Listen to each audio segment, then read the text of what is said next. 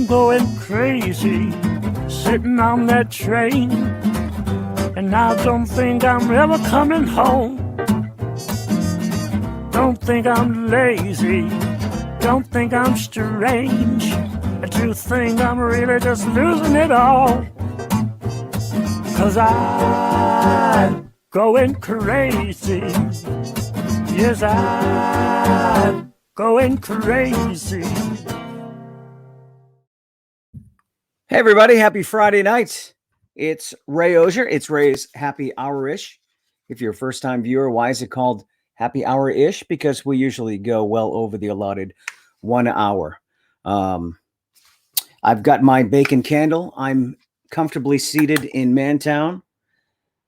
I have my beer, and I think we are ready to rock. We've got a great show for you tonight.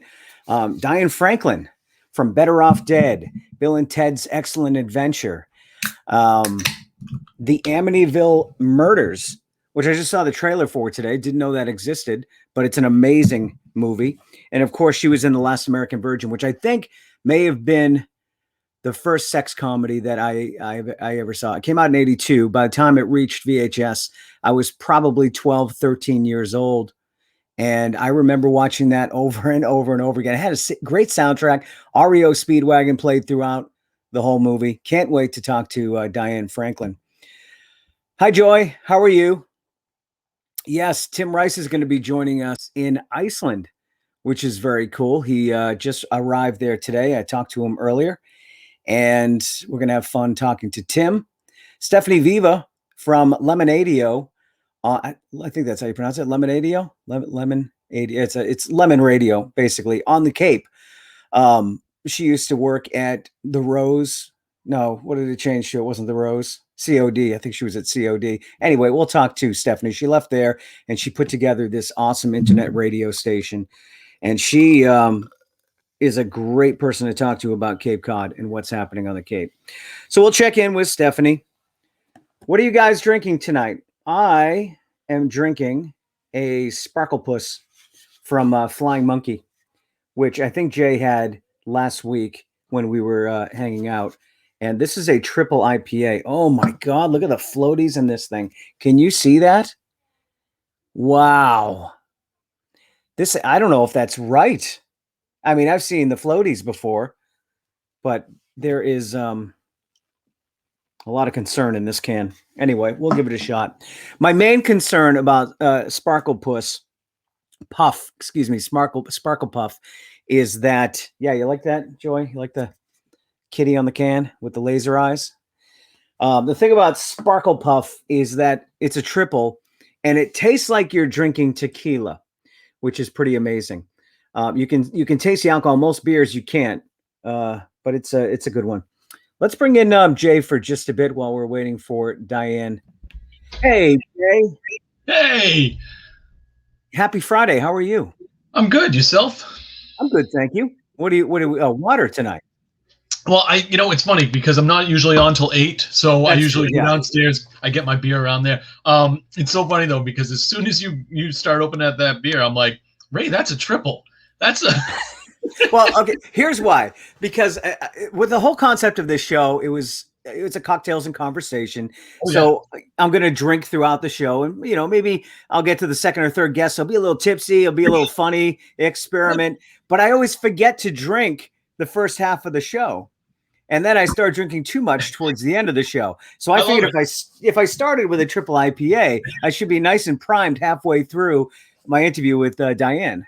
Absolutely perfect. I couldn't agree more. I know you guys are excited you and Don are excited to hear from Diane. Better Off Dead is one of your favorite movies, both of you. Yep. So quotable too. I'm going to ask her about this. I don't know if she realizes how much of a classic Better Off Dead is. She must.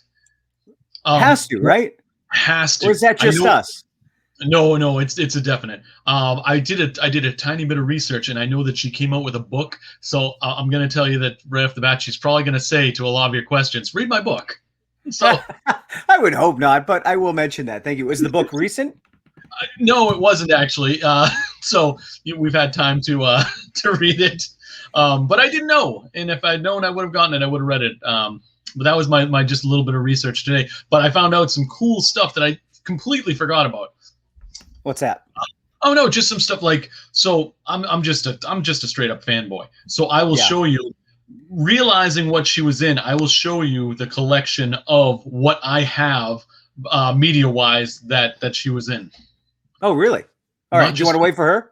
Yeah, if you don't mind. Okay. Yeah, I'll bring you in at some point when we're talking to her. If she joins me every week, I seem to have this issue, but I did tell her we'd go live around 5 past, so we'll see what happens. Okay, so later on when we do a nightcap with Jay, we'll have Tim Rice with us. So I'll have Tim on, and then we'll do something. Did you see the pic of him already? Holy crap, he's at the volcano. I know. I didn't save that picture, but I saved some pictures from the first time he was there, actually. Like, look at that. Look at how beautiful that is, Iceland. There's a couple more. We'll talk about these when we have Tim on, live from Iceland. I want to tell you that I watched Breach. Yep.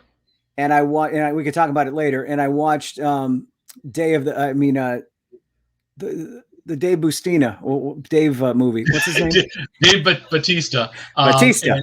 Yes. And it was War. Dead of the Dead. Dead of the War. Day of the War. It's something like that. It's not Dawn of the Dead. It's like, I just watched it. I know, right? And I just told Dawn, because I'm like, that's what we're going to be watching after the show. We're going to be watching the Dead something. But the Dead War. No, that's not. No, this will bug me the whole show. Hold on. Go ahead. While you're looking though, you can.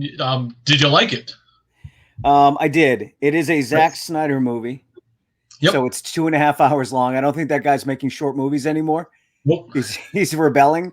Wow, it's 2.5 hours long. That's a long zombie movie, let me tell you. It is, and it shouldn't have been. It drags in a lot of places. But I'll let you. We have different tastes in movies. War of the Dead.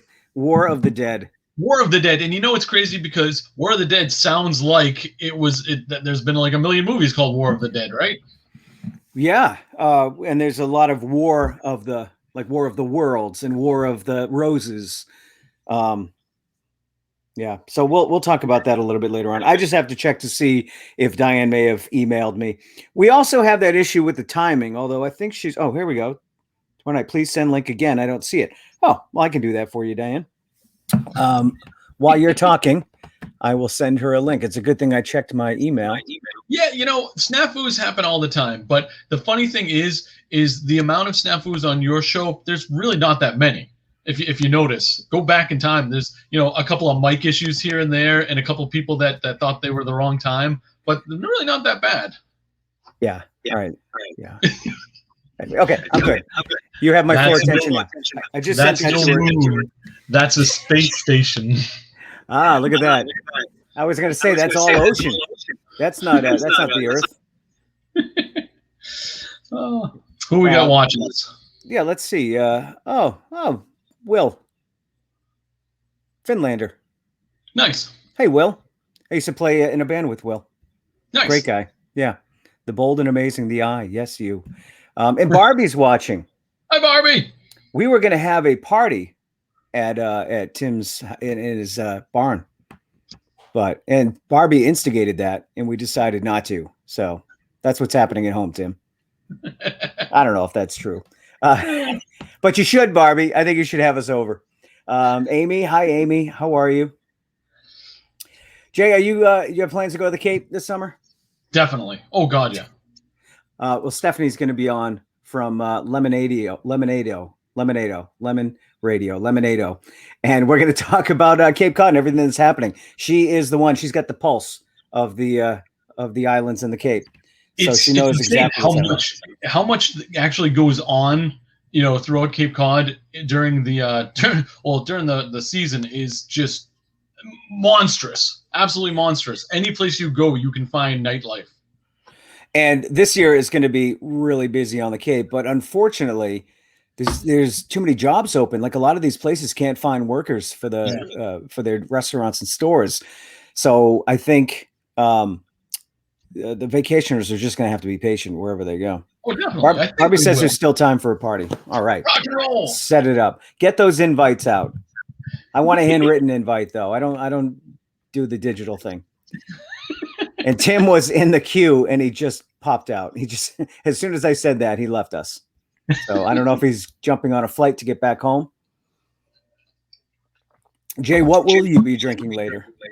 What do I got tonight? Tonight I've got, it's either going to be some cloud candy. I stopped at Larry's tonight, and what did I pick up? What the hell did I pick up? Damn it, you know what? It's going to be a surprise, because you ever do that? Completely forget everything you just did the day before, and I haven't even started drinking yet. That is every day for me. Yeah. Tim says I just changed the passcode to his barn from his van. So he's staying in a van down by the river in Iceland. Literally. I don't know if he's on the river, but he is in a van. Down by the freaking volcano, man. He is. Oh, I got to find that picture. Maybe he'll have it. He can show us later. But yeah, he's live from Iceland, where there's volcanoes erupting everywhere. Like, you can walk up to it and just watch. Oh, you're on the ocean. He's in a van down by the ocean. All right. River of lava. Yeah, you can walk right up to it, I guess, and roast some marshmallows over the lava. You can scoop up some hot magma and take it home if you want. You could. I would. Yeah, you got to find a pink lava, not the red hot, not red lava. It's you got to let it cool just a bit. Why not? What do they say? No, don't say it. Jay, tell me something. How is everything at Rubber Chicken Comics? Rubber Chicken Comics is doing well. This week was the first week that I turned on the AC at the Chicken, so everyone's going to be nice and comfy whenever they walk in. Very nice. Yeah, the summer has started, so you can tell people's just demeanor gets a little bit more relaxed when the nice weather comes in, and they just, they want to hang out more and just have a good time. The Chicken is here for you. We have so much good stuff there. Stop on by. Chat with me all day long. I'm cool with that. Well, speaking of that, we talk chicken comics. You chicken chat. Yeah, we do chicken chat on Sunday night on the Facebook page. Yeah, and just like this. Yeah. This week we're picking our top 3 favorite mall stores. I'm sticking with mall stores back from the 80s, back when I used to go, in 90s, back when I used to go a very an immense amount to the mall. No one goes to the mall anymore. Dawn and Kayla went to the mall the other day. They said it was a ghost town. And now I know pandemic-wise, but things have opened up quite a bit in the past few months, and they still said ghost town, absolute ghost town. Yeah, I don't know even before the pandemic, it was pretty sad. Sure. This reminded me of the mall. I got this at the Grafton Flea Market. These headphones that still have the fabric on the outside, that spongy fabric. Usually over the years it tends to fade, but they're perfect. Well, I would say I got a deal on this. I probably paid $4. I bet you it's valued at $7 in 2021. But remember, as soon as you take it out of the package, that foam just disintegrates into nothing. All right, Jay, I gotta go. Diane's here. There she is. I'm sorry. Hi. It's what happens is I am on one browser and then I was like, no, I don't have it. And then yeah. Well, you're here now. Yay! So nice. How are you? Great. I love being here. This is super fun. I've noticed that over the last year or so, you've been doing a lot of these Zoom calls with people, and I think that's so nice that you put yourself out there to reminisce and talk about the now. There's a lot going on now too. Absolutely. I thank you for saying that. It was interesting. At first, I was very hesitant to do podcasts. And, I know a lot of people are, especially as you get older, you're like, But the thing I wanted to say was what I really like about podcasts is getting to know people all over the world. I really do. It's really fun. And I also, don't take it for granted that people remember things from the 80s. So, it's like if people haven't seen the films I did, well, then great, there's something new. And if you have, then maybe it'll bring back nice memories. Yeah, I find that the older I get, the more I reminisce. And so I was, let's say Last American Virgin came out in 82. I was 10 years old then. And I think I discovered it on VHS like 12, 13 years old. And it's I think it's probably the first sex comedy that I saw, which, by the way, The Last American Virgin is so much more than just a sex comedy. And it's one of those things that threw me off a bit because you have that relationship with Gary and Rick's in there. So there's drama, but then the guys are hooking up with a hooker. And I don't like, can you explain the filmmakers' state of mind when they were making that movie? Because it could have went both ways, but they went right down the middle with it. Well, first of all, and anyone, when you see this movie, those of you who haven't seen it, I just want to say that I don't want to spoil the ending, but if you haven't seen the film, it was sort of the American version of Fast Times at Ridgemont High. I mean, sorry, it was actually the European version of Fast Times at Ridgemont High, meaning, we always look for a happy ending in American stories. Usually, that's kind of like how the stories end.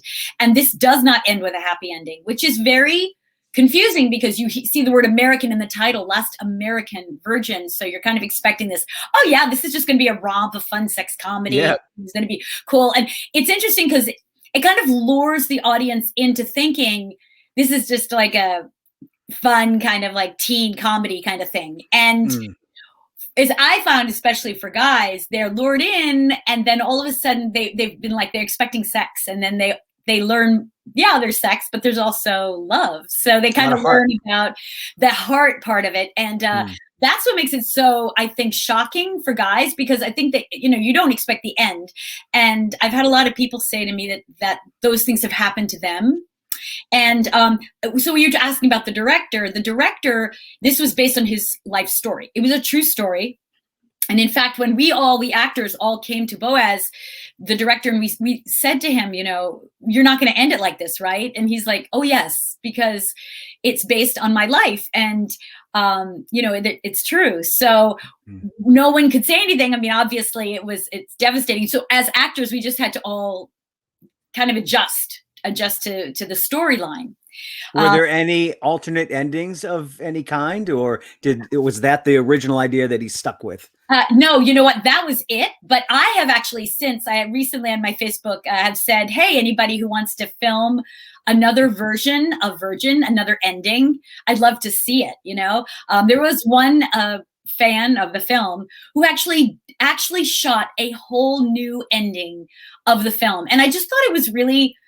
It was just great to see somebody who was so affected by it. Just, even before they even were on my fan page, they made this little movie. And I think it's really fun. So if anyone's interested, just go on my website and scroll down and you'll see I recently, within the last probably month, said, hey, does anybody have another version of the ending? But yeah, you watch that ending and it sticks with you, right? It does. You still remember it today, huh? Well, I mean, I was a Gary. I was everybody's friend. I wasn't the guy that the girls gravitated towards, but some of my friends were the Ricks. Like I lived that later on in the 80s, and the music, and like I fit right in with that time period. And so I think that's why the movie sticks with me so much. But I feel Gary's pain. I do. Yeah. I think we gave away a lot about the ending, but that's all right. I know. Here's the thing. I think it is a world that it's a universal story. And it's about friends and best friends and love and the first time you fall in love. And one of the things, I think you can watch it over and over again because that story doesn't change. It's universal. And if you had have asked me if this film was going to be, I mean, seriously, when we did it, we didn't even expect it to be in theaters because that wasn't a given. You did a film and you didn't know if something was going to be in the movie theaters. So the fact that it was, and then was that a dog? Hi. I just a bunch of stuff just fell off my shelf. I don't know why. That sounds like an Amityville thing. Yeah, a little bit. Let's get to that in a bit too. All right, continue with Virgin. But anyway, so I just want to say, I love that you brought this film up. And originally, when I did the film, I was more shy about it because, honestly, like I didn't know what people would think of me. And I kind of thought, well, obviously I'm doing this film. I'm a young girl. And when people contacted me, I was like, well, of course we didn't have the internet then. So it wasn't as easy. But as over the years, I've watched the film occasionally when it's been at screenings and I've had to do a Q&A. And it just gets my heart. I hate myself on the film. But do you actually have fans that can't separate reality from the movies, and they're actually mad at you when they meet you? Oh yeah, because of that. Yeah, I've had people who come up to me and have said to me, that, you know, they hate me, you know, that I was the worst, you know, they cursed me out. And like people, I heard people at a drive-in theater, somebody said to me, oh, I went to see it at drive-in, and like the B word was like flat, you know, all over, echoing all over the theater, you know, like outside, you know, in the drive-in. But yeah, you know, but and believe me, I get it, you know, because and by the way, too, certainly when I did the movie, and I really love this about acting, is when you do a film, you don't know anything about the actor. Usually you don't know, you used to not know, let's say you used to, and you just watch the film for the film.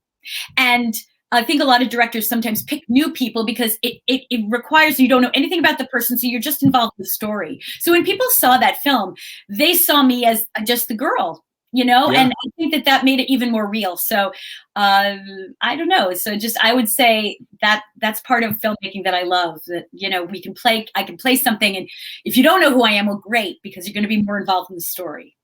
And it introduces people to REO Speedwagon and Keep On Loving You, which plays throughout it's so perfectly placed. It plays a lot, which you don't see in movies these days. That's something I noticed, where it's like 3 or 4 times throughout the movie. That's the main song. But every time it hits, you know, something is going to happen. Gary's going to do something, you know, trying to.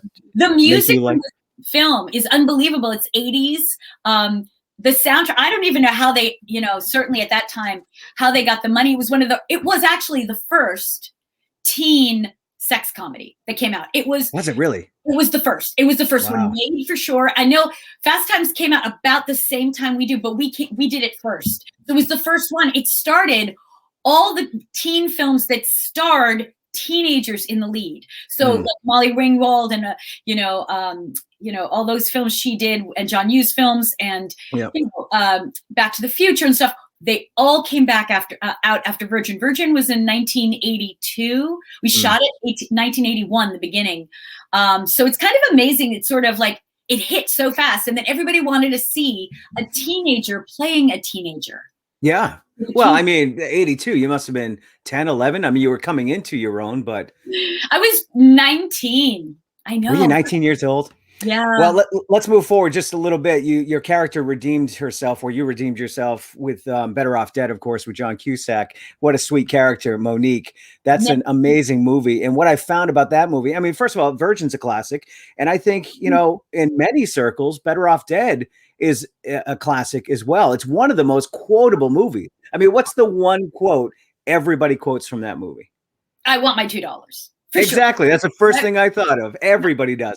So speaking of quotes, what is the most common quote that you get from your movies? And I would imagine it's mostly from Better Off Dead. What do you hear the most? Well, you know, Better Off Dead had the great quotes that also had great advice, you know, like goes that way really fast if something gets your way, turn. I love that. Is such a Curtis says it. I'm no dummy. No, I've what do you say? I've been in school for 7 years. I'm no dummy. So funny. So I know high school girls.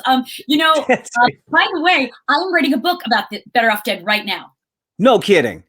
That's amazing news. Because I wrote a couple of other books, but this one, because I love the film so much, there's a few reasons why it came to be, but it's going to be awesome. So I'm hoping to get it out this year. So if you like Better Off Dead, definitely follow me on social media, and I'll let you know when it's coming out. Okay. It is hilarious. So that film, to me, I think had the most memorable quotes. And then the other, I mean, Virgin had some, you know, I think every film has like some fun ones in them. Which sort of like at the center, or you can use them a lot in different circumstances. But Better Off Dead had just like hilarious quotes.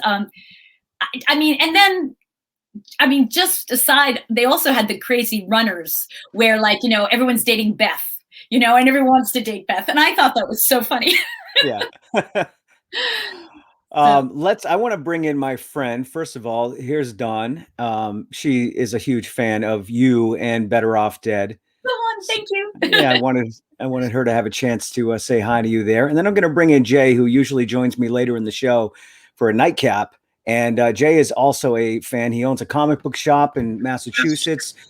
Jay, I'd like to introduce you to Diane. Diane, Jay. Diane, I am an absolutely huge fan of yours. Oh, that's Huge crush, extremely huge crush. Always will, always have. So I own a comic book store, and so two of the movies that constantly play easily once or twice a month are Better Off Dead and Bill and Ted's Excellent Adventure. Just constantly on a regular playlist. So when I heard Ray was having you on, I was trying to think of something cool to do, and I'm not that cool, so I decided to just find out exactly how much media I actually had that had you in it. So first, thank you. And by the way, did you say you have a comic book store? You said I do. But I own you also have videos too. Yeah. See, and that's remember Blockbuster? Remember? Yeah. I mean, I love. I worked at one because right? Oh, you did. Yeah, That was. I did.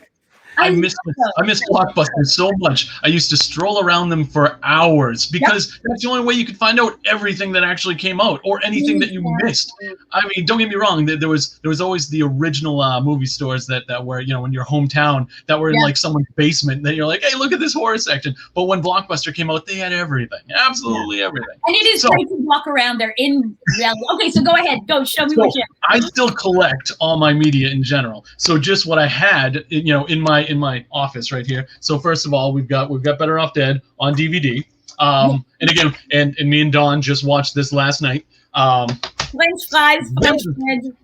A lesser known, but one of my absolutely favorite movies. It came in a 2-pack. Was there we go. Was TerrorVision. Yeah. Man, I love TerrorVision so much. It's so off the wall, so crazy that because of it, I had to, of course, get the vinyl. TerrorVision. That's beautiful. That's a collector's item. Right? And I love TerrorVision. Still sealed, still with the hype sticker. Right.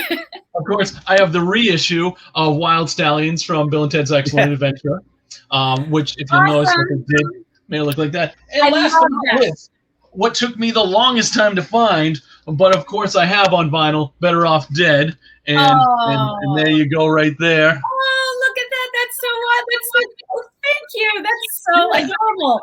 That is awesome. That's where I really fell for Van Halen, was that movie and that song and that scene, that whole scene with the burgers. Everybody wants some. Yeah. The movie's just fantastic. All the movies you did, fantastic. Thank you, Ray. I appreciate you bringing me on so I can say hey. Oh, thank you, Jay and Ray. I like this. Thank you, Jay. That was wonderful. And if I ever come to Massachusetts, I'm coming to your place. Okay? Fantastic. I love it. All right, I'll talk to you later, Jay. Okay. Nice. Bye, Jay. Everybody's sharing quotes from Better Off Dead here. Yes, awesome. That's a funny one. And where's this is a great one. Oh. It was so subtle. Sorry, I blew up your mom, Ricky. Oh, I love that. Well, we can't wait to see or to read the book. That's fantastic. Let's move ahead, because I don't want to just talk about the past. You're still working. Right. Yeah. I am. Isn't it so crazy? You just did an Amityville movie a couple years ago. I'm going to show you something. No, I don't have it. Darn it. Okay, I thought I had it. Yes, I did an Amityville movie when I was in my 20s. I was 20 years old. I did Amityville: The Possession. And a young man saw this movie. His name is Daniel Ferrens, when he was 12 years old. Gosh, know where everyone's parents were. But anyway, so he watched the movie and he never forgot it. It scared the heck out of him. And when he grew up, he became a writer-director. And he approached me when he grew up and said, I would have a film for you. I want you to be in. And he said, I have created a movie called Amityville Murders, and asked me to play the mother in the movie. The DeFeo mother. Louise DeFeo, who actually passed away in 1974, I think. I think it was 1974. And from it's this very tragic story about a 23-year-old boy who murders his family, and it's terrible. But the first story that I did in Amityville Possession was loosely based on it. So what happened was, when I played the character, when I was young, I played the daughter. Now I'm playing the mother in basically the same story. So I did this movie in 2017, I think. It came out in 2019, but it was amazing. And it was a gift. I mean, to get that role, to play, first of all, a real person, to give that respect to her in that film, I really just felt like I mean, a lot of heart went into that movie. And Dan was like really into making it like realistic, and it's more in a way of a drama than a horror, in my opinion. But it's really, really great. But I think if you see when I'm playing the daughter at 20, and then you see me now, I think it'll be a cool experience for fans. Yeah. There's a lot of pressure with something like that as well, because that is one of the biggest series of horror movies, I think. I know they keep making different incarnations of these movies, but they do follow a storyline, and that's obviously the house and the family, the original family. That kid just died, not kid, but he just died recently as well. Ronnie DeFeo just passed away in prison a couple of months ago. Yeah, he was the one that was accused of murdering his family, and that's what the whole series of movies were based on. Yeah, it was. Well, that's how it started. I know. And here's the thing. I think the reason why it gets a little confusing with the Amityville subject matter. The first part of it is that the house is built in a weird feng shui. It's built like, you know how your front door faces the street? Yeah. This front door faces the house next door. So the feng shui of the house is completely off. It's like really odd. That's what caused the murders. Well, yeah, that's the feng shui. Right. It was supposedly built on Indian burial ground, which I don't know. I would think everything's built on Indian burial ground, but whatever. That area is supposed to be built on it.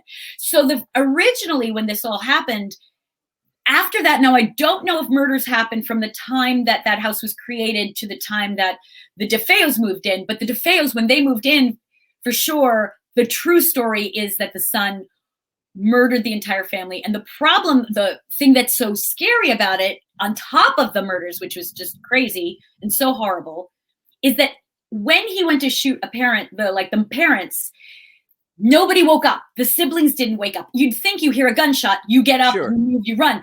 Everybody was face down on their stomach when it happened. And so that was it's like not explainable. It's very crazy, so that's where the legend came from. Then the Lutzes moved in, and the Lutzes felt the spirits, and they left. And that was the movie. That was the move. That was Amityville Horror. That was the first one. So Amityville Possession was a prequel. It happens before. Okay. And then the other part of it is that there were murders after that. After the DeFeo murder, it was, well, I wouldn't say murder. There's been deaths. It was a suicide, a hanging. There were deaths afterwards in that house. So that house has been plagued with more than one problem over the years. So anyway, it's funny.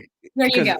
Virgin was my first sex comedy, and Amityville Horror, the book, was the first adult book I remember reading when I was like 12 years old. My mother was very concerned.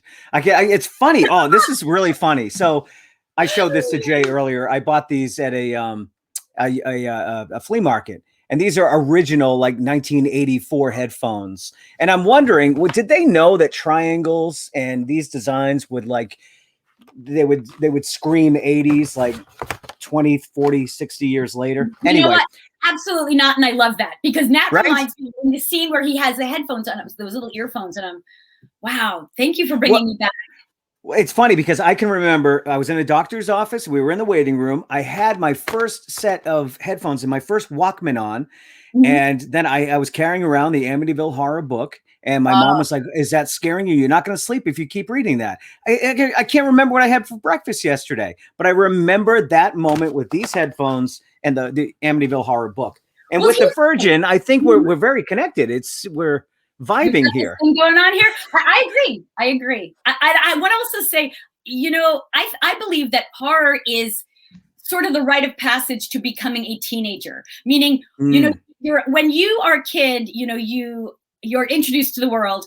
And then when you hit about 10 or 11 years old, now the world, obviously there are scary things in the world, but I remember like this place where in life, horror films were also not that big. In the 80s, they were sort of coming. It was kind of like today, even A-list stars are doing, horror films, but it wasn't something that was a normal thing then. And, when you become a teen, it's almost like you see a horror film and then you kind of challenge your friend. "Oh yeah, I saw that horror film. I survived. I know it's make believe, but it didn't scare me." And then the next kid goes, "I'm going to see it," and they're scared. Well, everybody's scared, but they go, "No, it didn't bother me." So I think it's kind of a rite of passage to growing up and dealing with fears. And keep cool when you see something and you know it's make-believe, but it doesn't seem like it's make-believe. It seems so real. Scared me for a long time. I watched them when I was 13, 14, but they still scared me. Yeah. I'm glad we talked about Amityville because I do a podcast called New England Legends, and we often talk about ghosts and stuff like that. Old stuff. It's a lot of fun, but Joy is one of our listeners. She's a legendary listener, and she's an investigator as well. She loves the paranormal. I love the paranormal also. Yeah. Joy, that's so cool. So what are you doing now, Diane? What can we look forward to besides the book? That is amazing. What do you got coming up now? All right. So if you would have told me that I would have even been acting again in my life, I would have said, I can't even see that. You know, I didn't even see that in my future, but I'm married. I have 2 kids. My daughter is a filmmaker. She kind of needed me for some films. I got into her stuff and I kind of helped her, and that kind of got me back in the business a little bit. And then the Amityville thing happened. Well, here are some upcoming things. So first of all, I have a movie that's going to be coming out probably by the end of the year. And it's called High Holiday. I have a cameo in that, and it's with Tom Arnold, Jennifer Tilly, and Cloris Leachman. Oh, so she didn't. I didn't even get to see it, and I wish that she was around to see it. One of her last projects, you think? Yeah, I think so. Wow. It could have been her last. I mean, I know that. And High Holiday has like a 420 kind of reference there. So okay. So we'll all go there if you like that. Nice. Funny part. So that's a comedy. Then I have a film that I did during COVID, and this is very exciting. It's coming out August 16th, and this is a Bundy movie. A Bundy movie. A Bundy movie, and it is called American Boogeyman. Okay. And it's starring Chad Michael Murray as Bundy, and let me see. Holland. I'm getting the names now. I'm going to say Roland. People know her name. Anyway, she's in the movie too. She's a young woman. I should get my phone. I don't have it. Anyway. And then this was cool. The woman who plays Mrs. Bundy is the woman who was in Insidious. Yeah. I know who you're talking about. I'm looking this up for you as we talk. Thank you. You have to help me.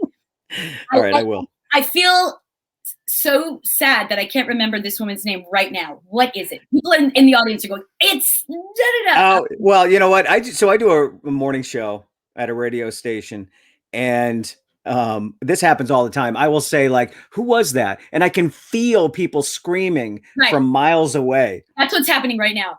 Well, she is an amazing, incredible actress. She's done a tremendous amount of horror, and but she Holland Roden. Okay, Roden, yes. And then Lynn Shay is in this. Lynn Shay. Okay, thank you so much. Sorry, Lynn. I deeply apologize. You know, all I do is say how great Lynn Shay is, and it's like I couldn't get those words out. But also on top of it, there's a new actor to look out for, and that is Jake Hayes. He is in the.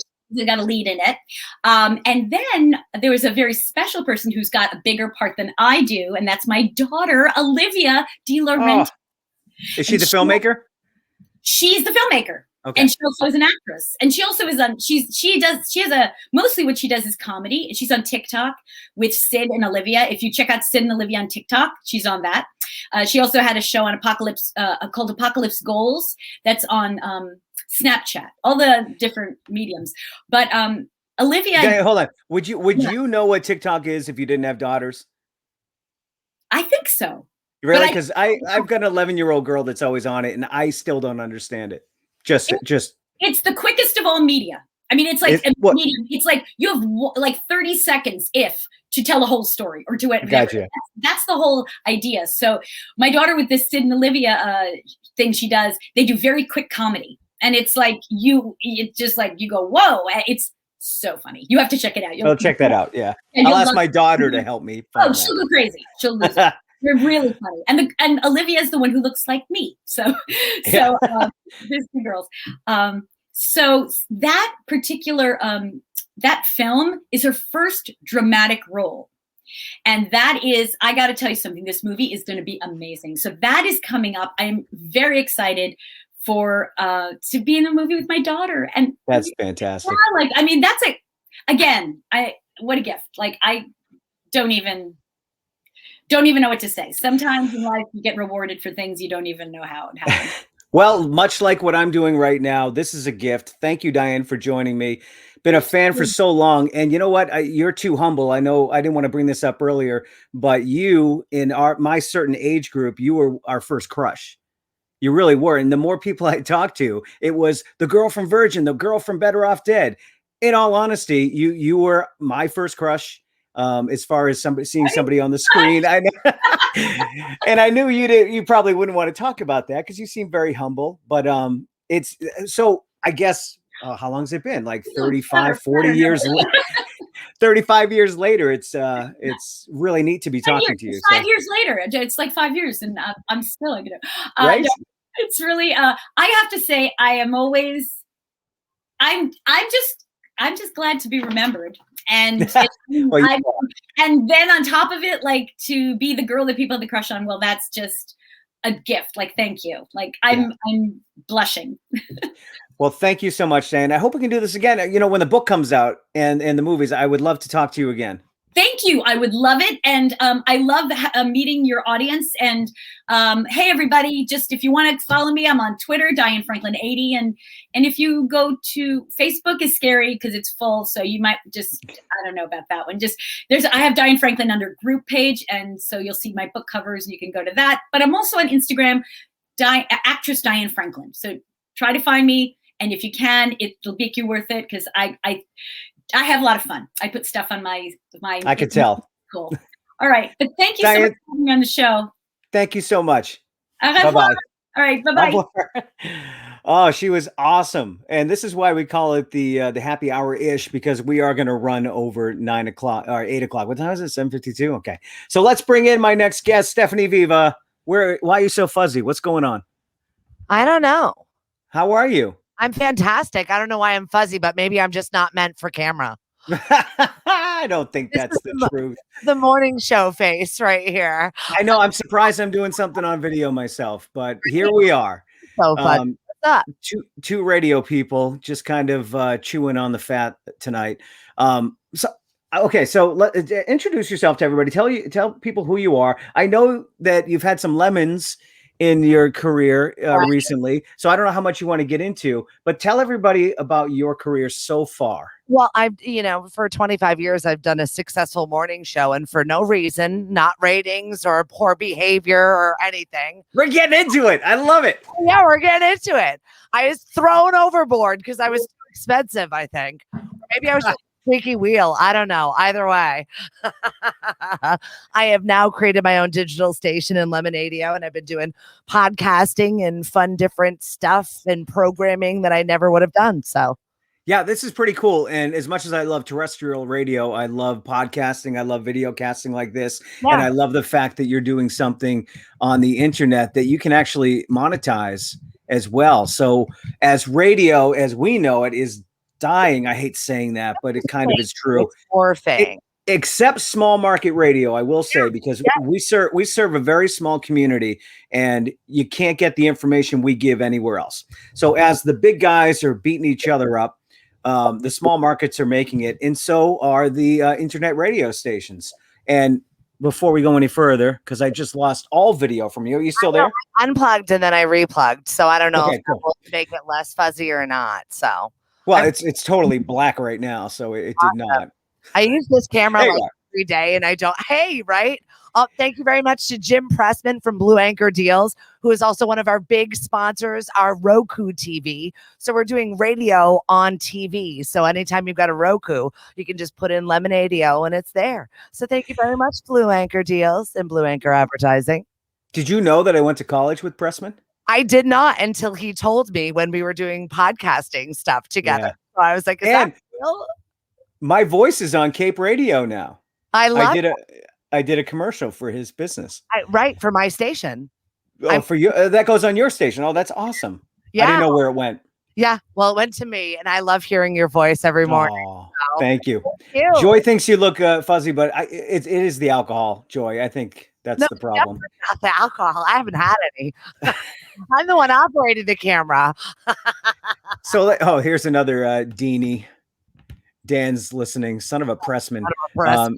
He lived in our dorm as well. I love it. Yeah. Hey, Dan. Quite a dorm.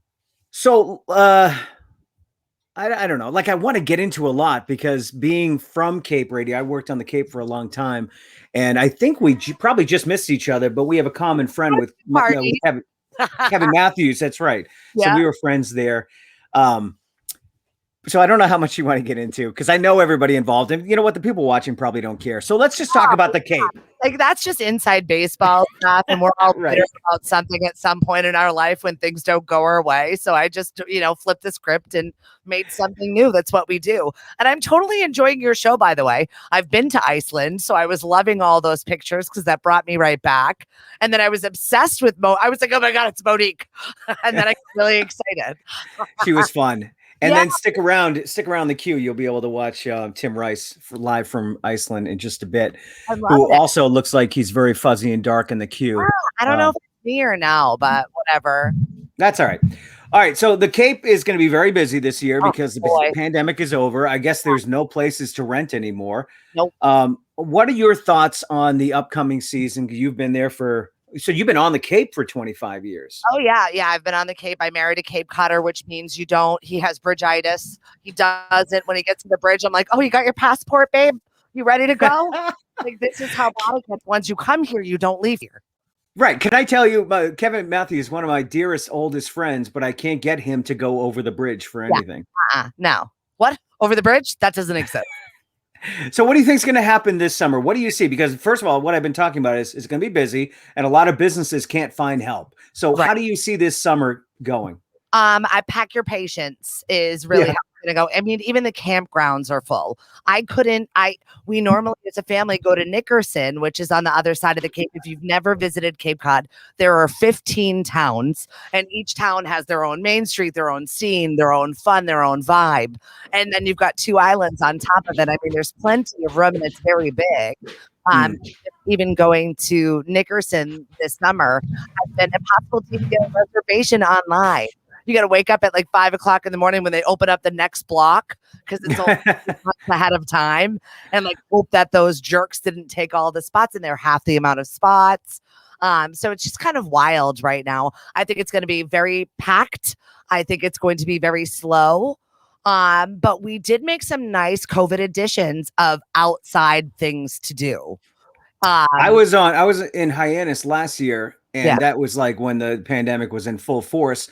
But it was nice that they blocked off that one lane and you were able to walk up and down. I would love to see them block off the whole strip for Friday and Saturday nights. Because even last week, some girl hit it while she was texting in the middle of the afternoon. So maybe the whole street might be a better idea. Right. And I seem to remember as a kid, and maybe it was just one occasion, Main Street was blocked off for some reason. Maybe it was just a block party that weekend. So what is it? What's your favorite downtown area on the Cape? That's really, really tough.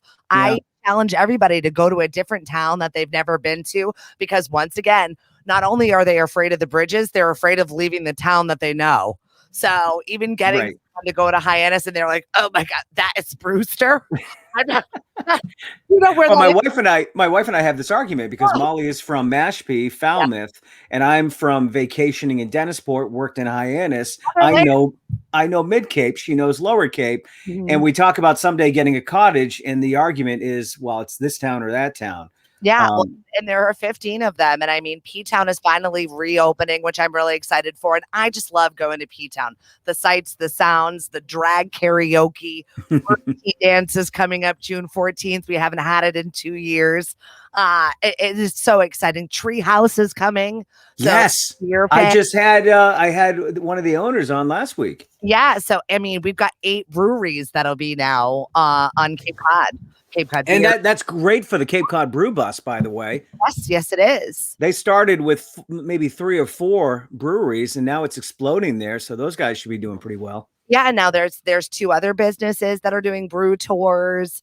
There's just something to do everywhere. And my favorite thing for my family is day tripping to the vineyard, grabbing our bikes, getting on the boat. It's $8. And then you go and you ride your bike over to Donovan's. Mom gets a dirty banana, kids get a snack, and then we go to the beach and jump off Jaws Bridge. And then you get back on the boat and then you leave. It's such a nice day. And that's the world's oldest carousel that's right there. That's right. Yeah. So, I mean, there's just so many cool little kitschy little day trip things. But once again, pack your patience because the only thing Pressman's always promoting. There you go. CapeCodBrewBus.com. You're so funny, Jim. I love Jim. Restaurants. Let's talk about restaurants. Where to eat? Who's got the best lobster rolls? What can you give me as far as eating on the Cape? Oh, so town specific as well. Yeah, I know it really is, isn't it? Let's talk mid Cape. Like I will say, Wolfie's has the best muffins. I'll start there. All right. Well, we're gonna start with breakfast. Is that what we're gonna? Yeah, we'll do that. Wolfie's for coffee. They've got the ice cube, the coffee ice cubes. Their muffins are as big as your head. And Dale is an amazing guy. Yeah. Yeah. Absolutely. So we've got Laura and Tony's in Eastham, which is totally flipping because of the pandemic. Before they had a buffet. So now they're like, no, we're not doing that this year. It's going to be, gourmet food all day long. And they're branching out to doing all kinds of stuff. And this chef has been everywhere. I mean, he has got the best stories and the best food. So he's going to be doing rotisserie chickens 3 at a time. So you can actually smell the chicken wafting down the highway as you're waiting in line, as you're passing the Wellfleet Drive-In. I'm like, this is going to be a new attraction and it's all to go. Take it and go eat it in your car, go eat it at the beach, which I really love. National Seashore is going to be wild and crazy. Lobster rolls, my favorite is Quahog Republic. And they don't put anything on it. They don't put mayo. It is just straight, a little bit of butter, a little bit of lobster, and a nice toasted roll. And I love. Where's that? And that Quahog Republic's got 3 locations. So downtown Falmouth, Onset, which is the gateway to the Cape, which if you're a Cape Codder, that does not exist. Got a new location in New Bedford as well. So if you get stuck in traffic and you want to eat your way to the Cape, you can do that. That's what I love. I love the people that think that the towns right off the Cape are still the Cape. I don't agree with that at all. No, even Plymouth, Plymouth has got their own huge restaurant scene that is just packed and fun. And if you've never seen the Plymouth Rock, it's a rock in a hole, guys. So you might want to just go all the way to the Cape. And my podcast, New England Legends podcast, we did a whole thing on the Plymouth Rock, and it's been moved a couple times. It's been chipped down. Yep. It's it's not as exciting as you think. And the first place they stopped was Provincetown. So the monument, they're building, I forget what it's called, a funicular to go up to the monument. So you don't have to walk as much, which I'm totally down for. And I don't care if it's only $10 and it costs me not having to walk 20 feet stairs. I'm doing it. There you go. How about live music? Live music's back, right? That's a big staple on the Cape in the summer. Yeah, Melody 10, Drive-In, and Wellfleet. But now we've got the new stuff that is happening with the Yarmouth Drive-In and the Falmouth Drive-In. Payamet's back with great new tunes, and that's in Truro, right near the vineyards. So if you want to go and see, and that's usually more folksy indie stuff over there. And it really depends on what you want between Grumpy's and Falmouth and Liam McGuire's for good old local band music to Memorial Hall. And there are just so many great places to see a band. And the Beachcomber. Everybody gets Beachcomber before it sinks into the ocean. Right? It's almost there. It's been 5 years. It's still there. A shout out to Terry over at the Sand Dollar. He does live music as well. Yes. And he also raises money for veteran charities. He's an amazing guy. I love it. All right. What else? What notes did you take? Because I know I said, let's talk about all things Cape. I don't want to let you go without getting through your list. Once again, it really depends. Are you going as like grown-ups and you want to like check out? Never. I'm never going as a grown-up. Are you going with the kids? It's Heritage Museum and Gardens, or are you going to go to the Atlantic White Shark Conservancy or the Witta Pirate Museum? I like that place. That's an awesome place. So cool, right? Yeah. It's better than the aquarium that was there. That was so sad. They had seals with like conjunctivitis. That was the main attraction. They were rescued and they were in a kiddie pool. They paid $20 to see. Like, right. The pirate thing is amazing, though. I would definitely check that out. Great history there. Really cool. And the kids are like, "Oh, I saw a gun in there or a cannonball," and just like cool stuff being dug right out of the concretions. So that's neat. And I do like the Atlantic Conservancy because they do have family days once a month where the kids get like a little shark tooth and they get to put it on their necklace and get to put their head in what was a real life shark head. It's just really neat. I'm gonna put Pressman to work here. I'm looking for ice cream in Hyannis, Pressman. Ice cream in Hyannis. That's what I'm looking for. So let's give him a minute. Continue, Steph. So the artisan shacks, I tell everybody to go to the artisan shacks. There's some in Hyannis right on the harbor. There's some in Orleans right around there. The Knack, which is like my favorite burger place. If you ever get there, they're right off the Rotary in Orleans, the Knack. And actually they're building one, which used to be the old Cook Seafood in Hyannis is now going to be the Knack. So they're branching out, really good burgers. But yeah, you come to the Cape for the water, the summer, the chowder, and the ice cream. Katie's. Oh, I do like Katie's. Katie's is really good. I'm a Polar Cave gal. You're what? A Polar Cave gal. What's that? Ice cream. So good. Where's that? It's right on 28. Okay. It's the Mashpee Barnstable town line. Okay. I'm a Sunday school guy. Oh, also good. Because that was right around the corner from the cottage we stayed at growing up. Yeah, that's it. The closest ice cream wins. We make so much ice cream. That's right. All right. So one more question before we go. And this is from one of my viewers up in Canada. A dirty banana. What is that? Please elaborate. Oh, it is a fine drink that only Donovan from Jamaica. He's got his own little reef bar that is below Nancy's, which you can dock your boat into in the vineyard. And he sits there with his little blender singing Jamaican songs all day long. And it's kind of like a mudslide with a little bit of banana liqueur and some of his other secrets. And sounds sometimes, good. Given COVID, I've got a little weirdness about the secret cup, but now whatever. I'm rolling the dice. I'm vaccinated. We're going to have that summer. We're excited for it. The Falmouth Road Race is happening this year, which is very exciting. And my friend Kelly, my good friend, is running it as she always does. Support ALS.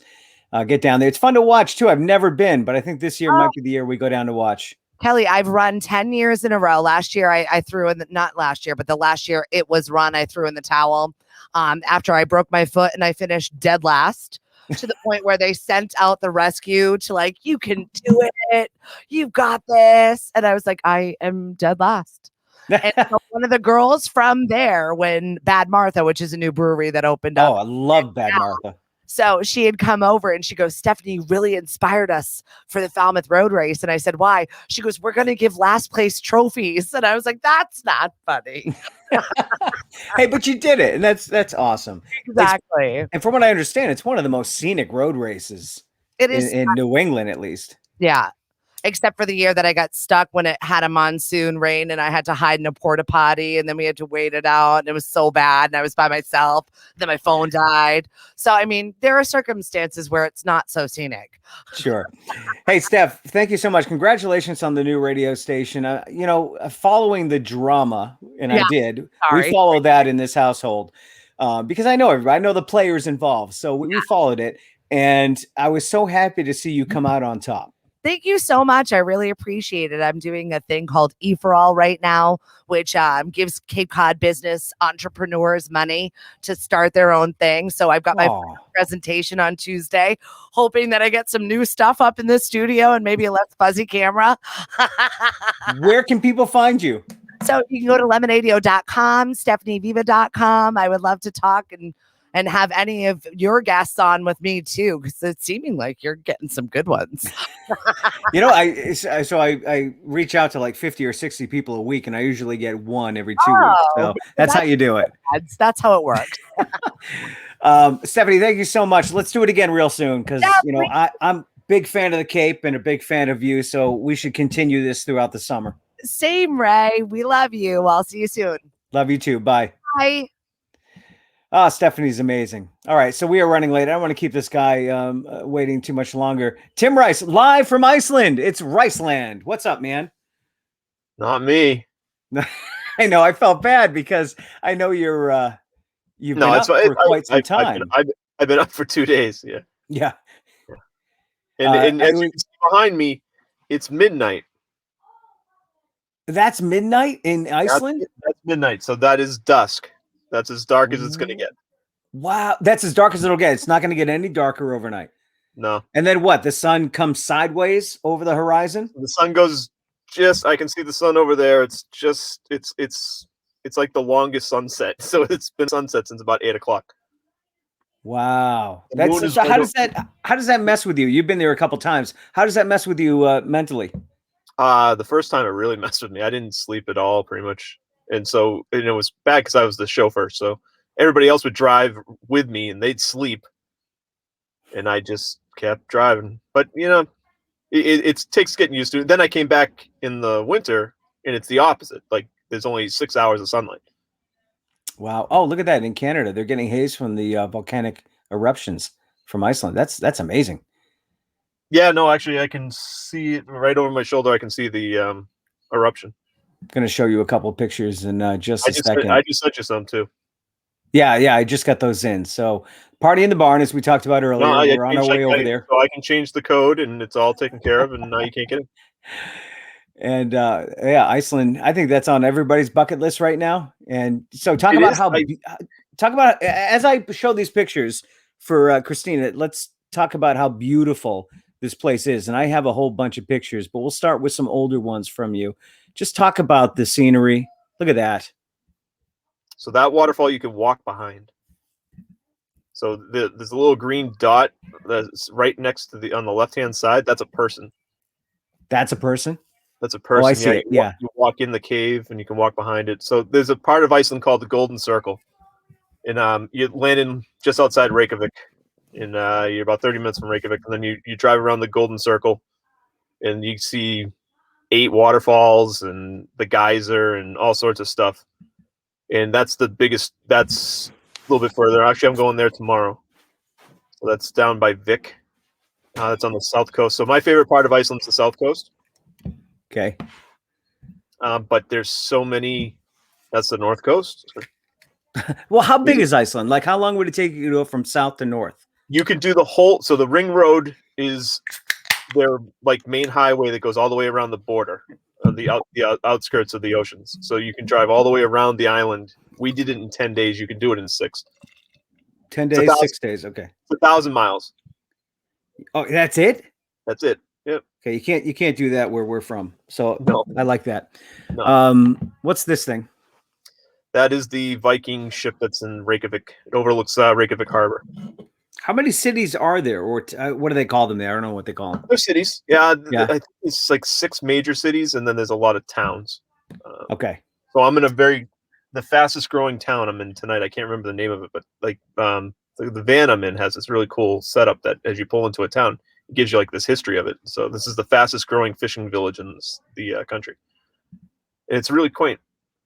That is a sunset or sunrise? Neither. That's just the sun sitting there. That's just the sun. Look at that roadway. That is the road from Walter Mitty. Is it really? So that's the road he skateboards down. Oh, wow. So I think a lot of people know Iceland because of that movie. So in recent years, and then the one that Will Ferrell just did. In Walter Mitty, that was a good movie.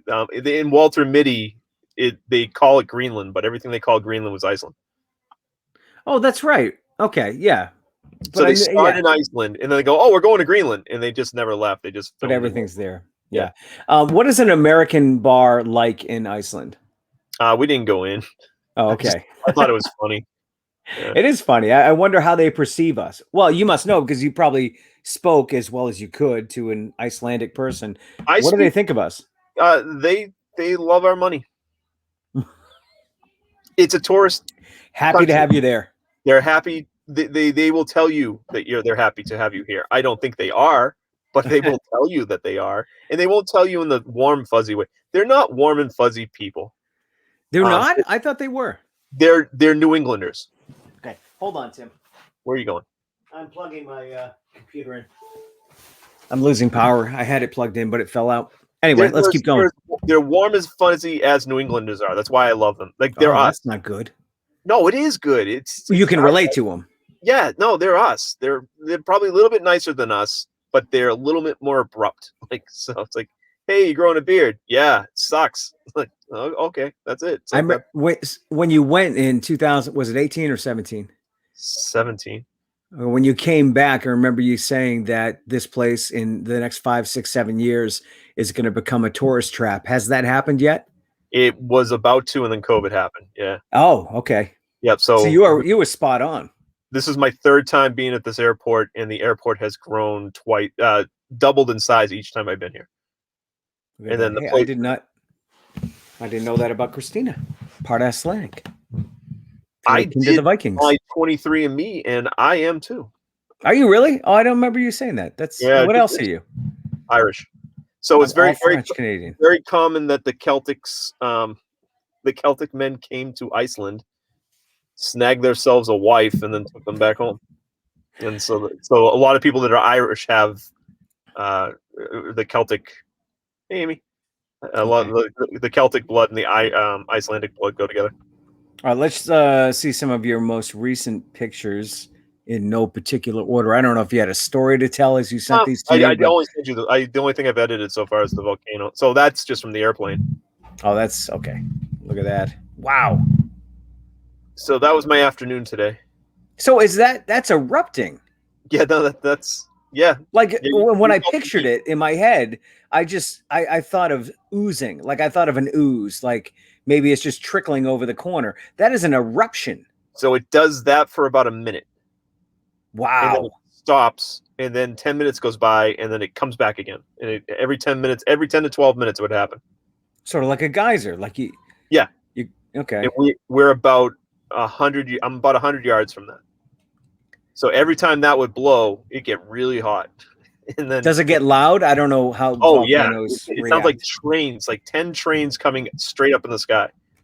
Do you get scared when you hear that? Like it's common there now, and it's not harmful. But as an outsider, you hear that for the first time. Do you take a step back? No, you don't hear it unless you're there. And I hiked over 3 miles to get there, so it's not right off the road. Hold on, there's no need to reply to this. I love it. That is amazing. And that is amazing, Tim. The pictures of the volcano are amazing. Reika's name set. Talk about Reika. Yeah. Actually, that's funny. No swearing on this show, Don. I've refrained for an hour, and then she's going to break the seal. I'm just kidding. I wrote to I did that picture of Reika the other night before I went to Iceland with her with the Reika vodka. So this is very personal for you and your family. When you came back, more me, yeah. I know, but when you came back, the whole family got tattoos. Yeah, we all have Icelandic runes. And you've been there this is your third time, and this time you're here alone. No matter how I turn my arm, I cannot show my tattoo. Why is this so personal to you? I don't know. I just connect with this place. It's just gorgeous. It's for a photographer. It's a photographer's paradise. So I mean, I'm looking out the front right now of the van, my van by the ocean, and it's sunset, like a beautiful orange sky sunset. Behind me is this blue sky with the moon is right over my shoulder. Like these are two incredible scenes, and they'll be here for the next 4 hours without leaving. Where like we can get a beautiful sunset at Hopedale Pond. Like that's one of my favorite places to get a sunset. It's gone in 3 minutes. Like here it's continuous there. Here it's 4 hours. Yeah. Wow. And the way the light hits the mountains and just the lava rocks, everything's different. It feels like a different planet. Will you? You're there as a photographer. You said that, but will you take some time just to sit back and enjoy and reflect without your camera? Shot less today than I've probably ever shot since I've been here. Yeah, it was just I don't know. Yeah, it's funny. I have no, and I'm very organized and like plans. I have no plan. I don't know exactly what I'm doing. Awesome, and that is very good for you. Somebody who knows you, that is amazing that you're doing it. It's good for me, and I keep stressing the hell out over wearing. So I have friends here now. I've made friends, and so my friend Aaron, we were supposed to meet up today, and we couldn't. He's like, "So where are you going tomorrow?" And I go, "I don't know, south." He's like, "Oh, what are you gonna do?" I don't know. I'm gonna go south. Like so. I mean, there's some favorite things. I want to go see that plane again. Yeah, there's some pictures that got away from me that I want to go back and get, like since I've been here. But there's really no plan. You said you want to go back and get it like a photographer. Yeah, no, I want to go get him. Like I want to redo of a couple things. Oh, okay. Well, enjoy yourself too while you're there. I'm gonna enjoy myself once I take a nap. Like it is 12:10 here. Ooh, it's 4 hours. Oh, I forgot about that. So it's 12:10 here, and I left my house Tuesday night to get on a plane that was broken Wednesday night, and then had to wait for that, then come home, and then go do it all over again, and it just never worked out. So I've had one peanut butter sandwich, something called an Appleson, which is their soda, and I walked about 10 miles. I think you need to grab a skateboard and you need to do that. That would be awesome, to be honest with you. Just for the sake of the connection with them. I promised my daughter that I would do everything I can not to go to the emergency room. Kelly is asking if they can hire you. Actually, so that's one of the things I do here. So I'm supposed to be. It was supposed to start last year, but hopefully it'll start next year. Is I am working with a tour company that Tim Rice Photo. You can come take a tour of Iceland with Tim Rice Photo and the tour company I work with. I will teach you how to use your camera, and then they will drive us to these really cool places. And now I know enough about them, so that's actually where I'm heading towards. There you go, Kel. And then somebody asked what the best time to visit here is anytime. It's a different place. So this is my third season, but they only have 2 seasons. So they have summer and winter. And I've been at the end of summer, I've been at the beginning of summer now, and I've been in the winter. I like the winter, but the winter's tough. You've got to I couldn't do a solo trip in the winter. You've got to know somebody that knows how to get to these places that are just incredible glaciers and stuff. And the second time you went was the glaciers. It was winter, right? Yeah. So I was here March. So this is my bookend. This is my bookend trip to COVID. So I was here the week COVID started, for us at least. I came home 2 days later. We all were in masks. I come home next week. 2 days later, we're all out of our masks. So. All right. Well, I'm glad you're enjoying yourself. Do you want to stick around for our segment with Jay? I'll stay for a few minutes. All right. Let's do it.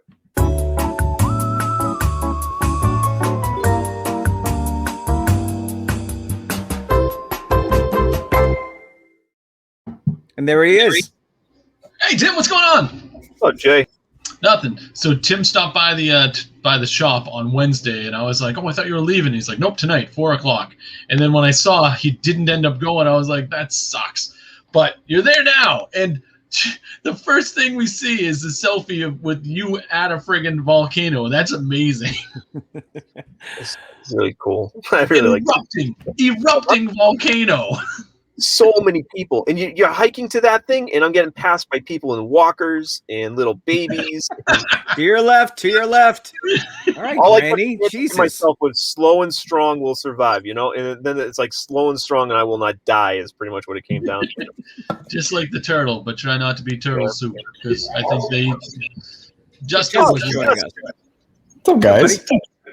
Living the dream. How about you guys? I forgot to show Diane. I feel bad because Don reminded me to wear it, but my shirt of Lane Myers from the bathroom. Can we just say how freaking awesome she was? Holy crap! So happy and upbeat and friendly and approachable. She was probably one of my best guests so far. And you got like 2 films in. You didn't even get to talk about like half the stuff she's done. You got to have her back. Yeah. Well, she's writing that book, which is amazing. I mean, who doesn't want to read a book about Better Off Dead? Right? I don't read books, and I'd read it. Yeah, right. So that'll be fun. She's great. I mean, she's somebody. I think she would hang out with us. Should I ask her? Yes. No. Not Yes. No. Oh, come on. I'll even pay for the plane ticket. You think that would be creepy? a little bit. Yeah. Seeing as though you professed your love for her at the end of the interview. I did not profess my love. I did say that You I had got a all crush. flushed. You got all flushed, and then I'm flushed because of the beer. She doesn't He is- know that. He's drinking a triple, Ray. Ray's drinking a triple, Justin. No, actually, I've moved on to a double. Ooh, well, that's not So- that's a strong double. And you But let's- drank- Well, yeah. So I went from a triple to a double, which means I'm at a fiver right now. But Man, I think that's the math. I missed the first beer. Was that Sparkle Puss? I did the sparkle puff. Yeah. And let me tell you, I love those because those hit you perfectly. You drink Yeah, one of those and you're like, oh, yeah. You relax. I'm the right amount of buzzed right now. I will be able to sleep tonight. And Tim, I think that you should consider drinking again. I got my Wow. Ninja versus Unicorn. Ninja Unicorn, nice. Should I drink now? I This think you is, should drink now. I think that'll put you right to sleep. What are you drinking, bud? Frankenberry by Beard Brewing. Beard Brewing. Where's that? That's in Connecticut, Okay. but it's called Frankenberry. It's a 9.1 double IPA. It's the 50th anniversary of Frankenberry, Count Chocula, Mummy, whatever. Where's Mummy Jeff? marshmallows? Jeff Yeah, knows all of them. I only thought there were 3 of them. Apparently, there's 5 of them. Fruity Mummy, Fruit Brute. Fruit Brute. Yeah. Brew Brew. No recollection of that whatsoever. Yeah, you see, I didn't want to like put her on the spot, make her feel weird, and Jay brought it up as well. But Totally honestly, weird. if you're at a certain age, and Justin, you're not, and good for you, by the way, because you're a good 10 years younger than me. And but if you're at a certain age, you remember her as a crush growing up. Totally. But that's Leah Thompson for me. What Yeah, generation? I get it. What generation is just? Oh Jesus! I've Let's not decided do that. I'm no longer going to identify with either. I'm going to abstain. I've decided I'm going to be non-binary when it comes to which generation I'm in. You can do that. Just Maddie in the You're right. morning. will like it. You're Now, Ray's identifying. gonna I storm like off that. and quit. Yeah. All right. Well, if you guys are going to talk beer, I'm going to sleep. Yeah, I think Can you I- should. We're not going to talk about beer, but I do think you need to get some sleep. Yeah. Have a blast, Tim. Wait, you guys- Amber has a question. I'll give her one question. She gets one question. No, just kidding. No. She's got my app. She's following me anyway. She is. Yeah. All right. It's Good kind of luck. creepy. All right. Night, guys. So for everybody watching, right, it's Tim Rice Photo on Facebook. That'll be the immediate pictures that you post every day. Yeah. TimRicePhoto.com. But follow Tim in Iceland. What are you there for?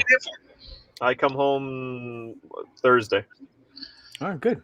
All right, well, enjoy your time, bud. We got the whole weekend to party outside the barn. Outside the barn. Correct. Yep. Outside the barn. There you go. All right. Bye. See you, bud. Later, Tim. Oops. Later, Justin. There you go. He jumped out before I got him out. Yeah. All right, so Jay, Go. let's talk about Breach. Oh, yeah. Just very quickly, because we said we'd talk about this. This is a new Bruce Willis movie Sci-fi. / Thomas Jane movie. He was barely in it. Well, so is Bruce Willis. If you think about the way, it was filmed, Yeah, okay. there were But- quick shots of Bruce with his one-liners, and that was it.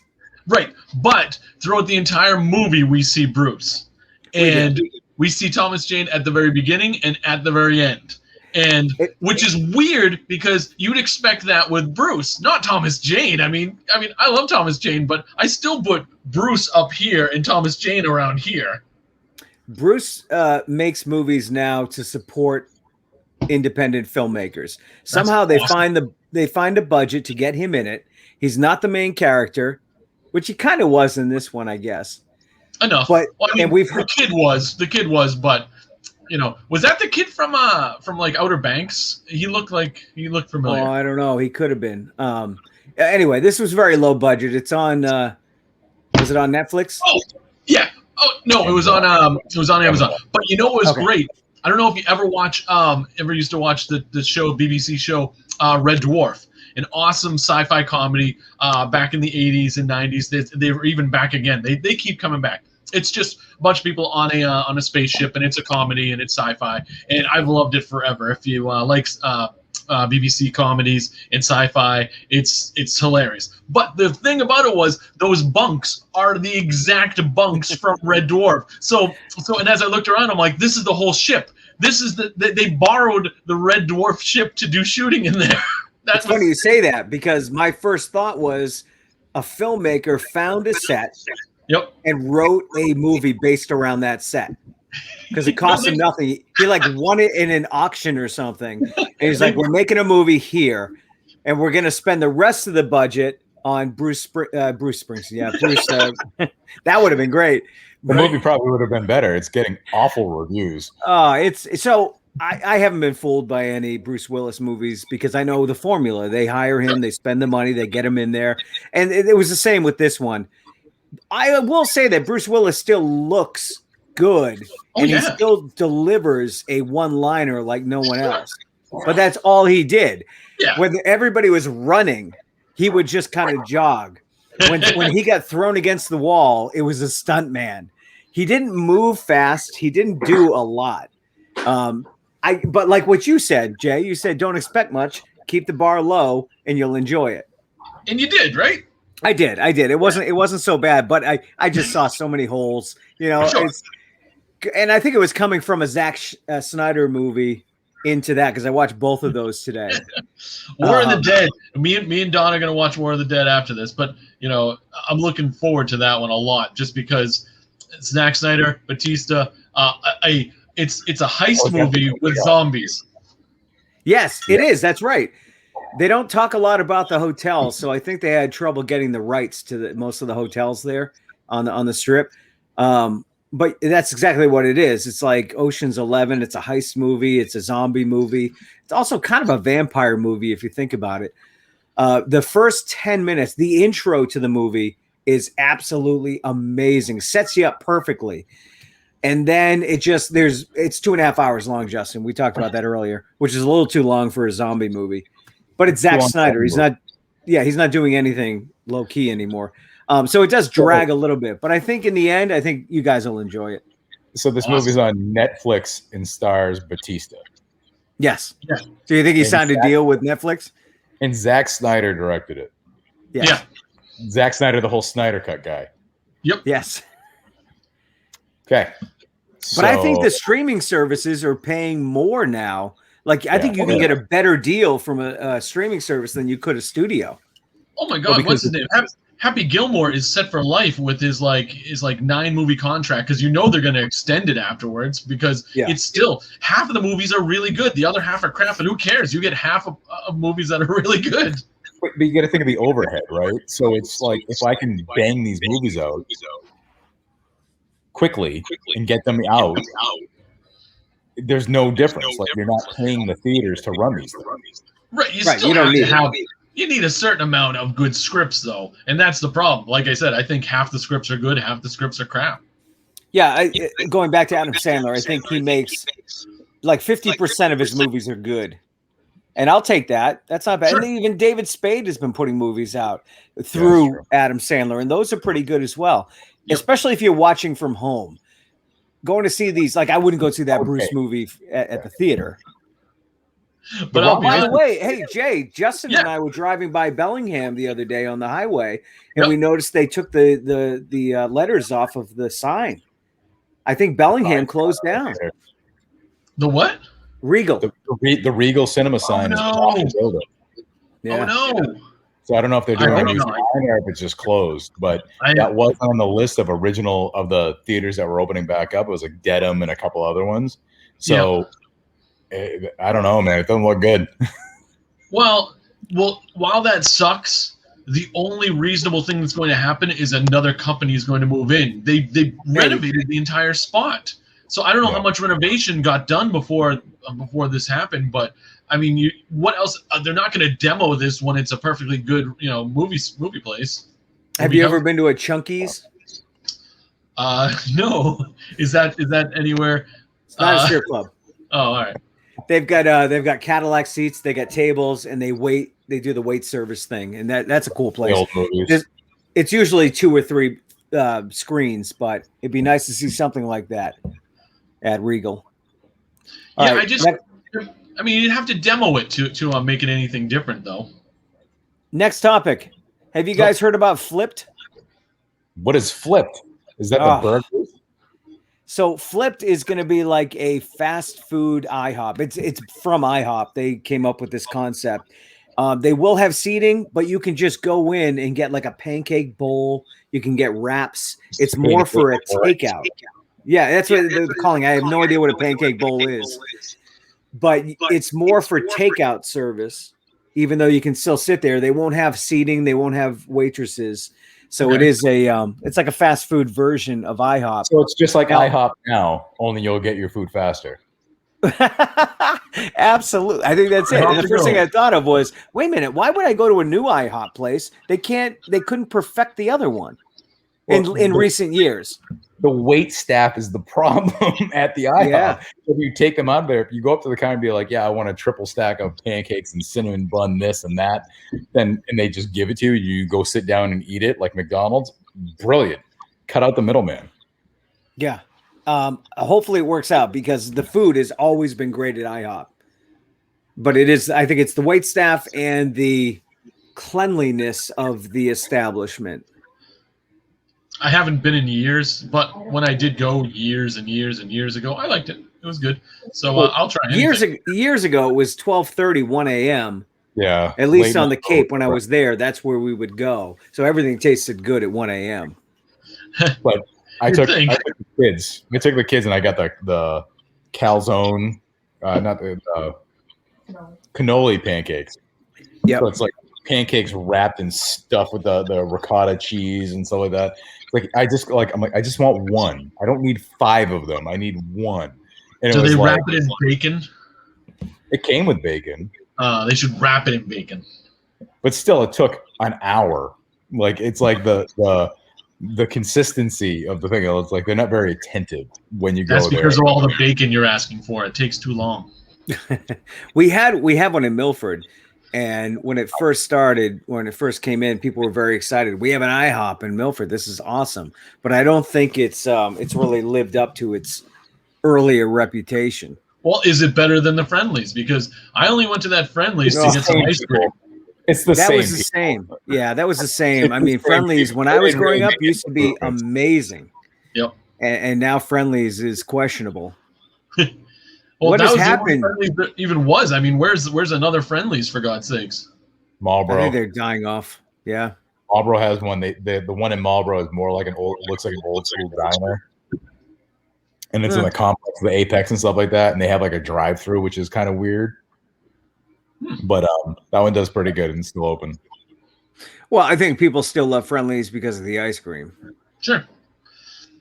As far as dining and the food, I don't know. We're losing our family dining. I used to enjoy their waffle fries. That's about it because they were the only place around that had waffle fries. You know how many places have waffle fries now? A lot of places have waffle fries, and they do a lot better than Friendly's waffle fries with their crappy cheese that they would pour over it. So we can do a lot better, and now we are. So that's good. Let me ask you guys this. So you're opening a restaurant, family dining, nothing too extraordinary, right down the middle of the road. What are you focusing on? You're thinking about your menu. What is going to be the big item that brings people in? Now, I'll give you some examples. Fries, wings, pizza, burgers. What is that? Like, what are you going to focus on the most that's different from everyone else? Jay.